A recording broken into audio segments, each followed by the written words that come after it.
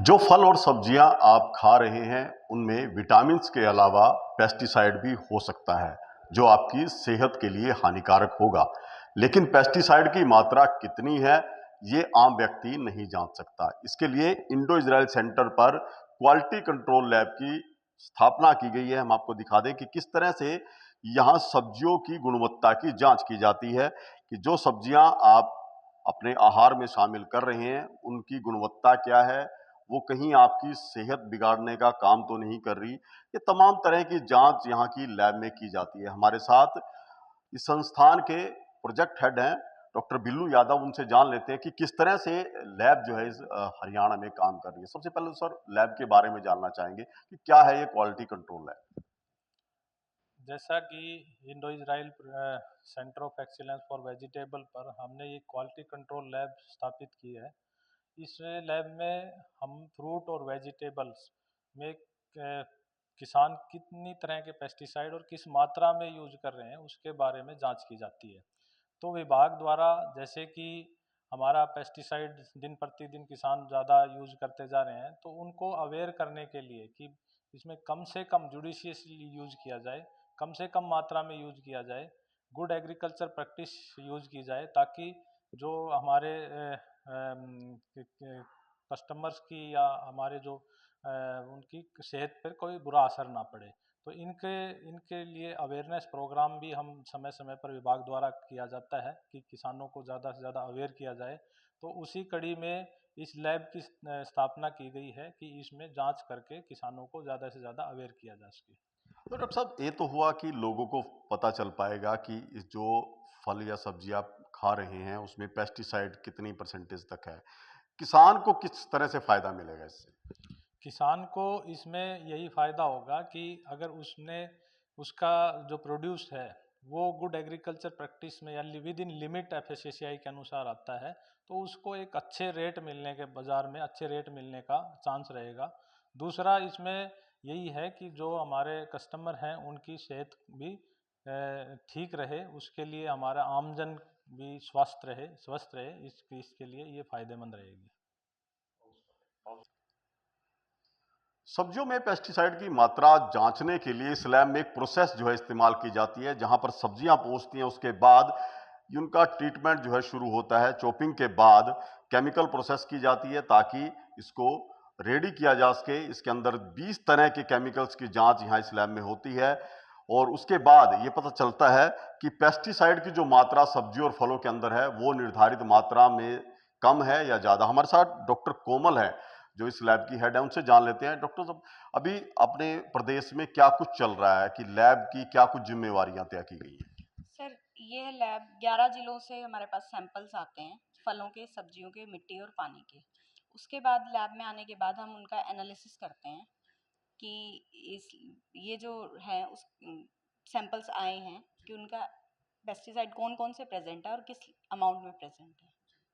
तो अभी जिस तरह से सैंपलिंग की बात कर रहे हैं कि 11 जिलों से सैंपल आ रहे हैं, कितने सैंपल अब तक हम ले चुके हैं, कौन कौन सी फल सब्जियां हैं और खासकर अलग अलग जैसे खरीफ की फसल है या रबी की फसलें हैं उनमें क्या कुछ अंतर देखने को मिला अभी तक की जांच में।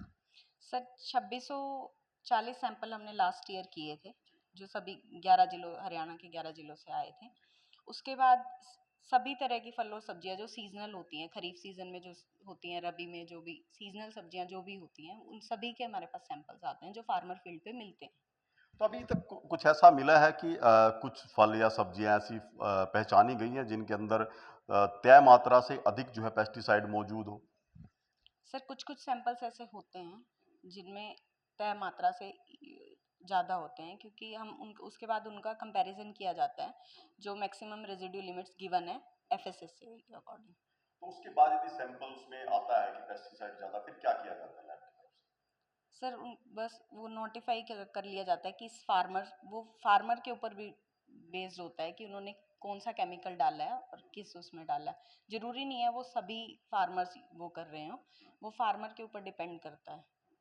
तो हम जब रिपीटेटिवली हमें सैंपल लेना होता है उसी सेम फार्मर से, हम 3 इयर्स तक कॉन्टिन्यूसली उसी फार्मर का सैंपल कलेक्ट करेंगे, तीनों सीजन में, खरीफ में, रबी में और जैद में। तो उससे हम ये डाटा भी लेते हैं जब सैंपल कलेक्शन के टाइम पे जो सैंपलर होता है कि उसने कौन कौन से पेस्टिसाइड डाले हैं।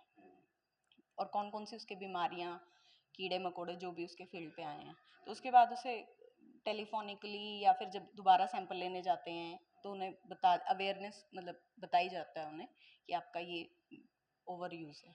तो इस तरह की जो जांच है उसके फायदे की बात की जाए कि एक ग्राहक है उसको तो फायदा हुआ कि उसको जानकारी मिल गई कि सब्जी के अंदर किस पेस्टिसाइड की मात्रा कितनी है। किसान को क्या कुछ फायदा रहता है इस तरह की जांच का?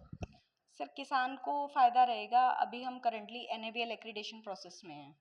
एक्रीडेशन होने के बाद फार्मर्स अपनी टेस्टिंग खुद के प्रोड्यूस की टेस्टिंग करवा पाएंगे, तो उसके बाद वो अपने सर्टिफाई प्रोडक्ट्स को मार्केटिंग अगर खुद से करेंगे तो एक अच्छा प्रॉफिट कमा सकते हैं। इस तरह से एक्सपोर्ट्स की दिशा में भी कुछ किसान बढ़ रहे हैं, तो उसमें कितना महत्वपूर्ण हो जाता है कि इस तरह की पेस्टिसाइड जांच है वो कराई जाए? सर उसके लिए एक्सपोर्ट के लिए तो ये मैंडेटरी होता है टेस्ट कराना, तो उसके लिए तो उनके लिए बहुत ही फायदेमंद है। तो बिल्कुल देखिए, किसान जो है अपनी जो फल और सब्जी के उत्पाद हैं उनकी जांच इस क्वालिटी कंट्रोल लैब से करवा सकते हैं, जहां से उनको सटीक जानकारी मिलेगी कि उनमें निर्धारित जो मात्रा है उससे कहीं ज्यादा पेस्टिसाइड तो नहीं जा रहा। उसके बाद सोल्यूशन भी किसानों को दिया जाता है कि वो किस तरह से अपनी फसलों की सेहत को बेहतर कर सकते हैं। साथ साथ जो ग्राहक उन किसानों से इस तरह की फसलें या सब्जियां फल खरीदते हैं उनके लिए भी ये बेहतर रहता है कि उनको जो सब्जियों का वो सेवन करेंगे या फल वो खाएंगे उनके अंदर निर्धारित जो पेस्टिसाइड है वो ज़्यादा ना हो, ताकि उनकी सेहत ना बिगड़े। तो ऐसे में क्वालिटी कंट्रोल लैब है वो कई मायने में एक बेहतर कार्य कर रही है। इसके साथ साथ जो किसान एक्सपोर्ट की तरफ जाना चाहते हैं उनके लिए भी ये सर्टिफिकेशन बेहद अहम हो सकता है। और जो किसान कम पेस्टिसाइड लगाकर या कहेंगे ऑर्गेनिक या प्राकृतिक खेती की तरफ जा रहे हैं और वो अपने उत्पाद को अपने प्रोड्यूस को बेहतर दाम पर बेचना चाहते हैं, उनके लिए भी सर्टिफिकेशन जो है काफ़ी अहम हो जाता है, क्योंकि इस तरह से सर्टिफाइड जब वो अपने उत्पाद जो है अपनी फसल लेकर जाएंगे तो उनको बेहतर दाम मिलेगा। करनाल से महेंद्र सिंह, इंडिया न्यूज हरियाणा।